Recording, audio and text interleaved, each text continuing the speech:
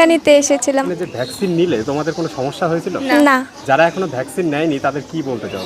তাদের নেওয়া উচিত। প্রতি বছর জরায়ুমুখের ক্যান্সারের কারণে হাজার হাজার মহিলার অকাল মৃত্যু ঘটে। এই মারণ রোগ ঠেকাতে এবার ঐতিহাসিক উদ্যোগ নিল নতুন সরকার।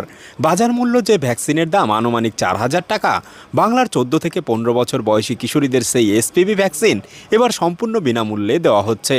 আজ উত্তর দিনাজপুর জেলার কানকি, চাকুলিয়া, লোধন সহ রাজ্যের বিভিন্ন হাসপাতালে এই বিশেষ টিকাকরণ কর্মসূচির শুভ উদ্বোধন করা হয়। আগামী 3 মাস এই ভ্যাকসিনেশন প্রক্রিয়া জারি থাকবে। মারণ ক্যান্সারের হাত থেকে সুরক্ষিত থাকতে 14 থেকে 15 বছর বয়সী প্রতিটি কিশোরীকে নিকটস্থ সরকারি স্বাস্থ্যকেন্দ্রে নিয়ে গিয়ে এই প্রতিষেধকটি নেওয়ার জন্য অনুরোধ জানানো হচ্ছে। সচেতন হন এবং ক্যান্সার মুক্ত সমাজ গড়ে তুলতে সাহায্য করুন।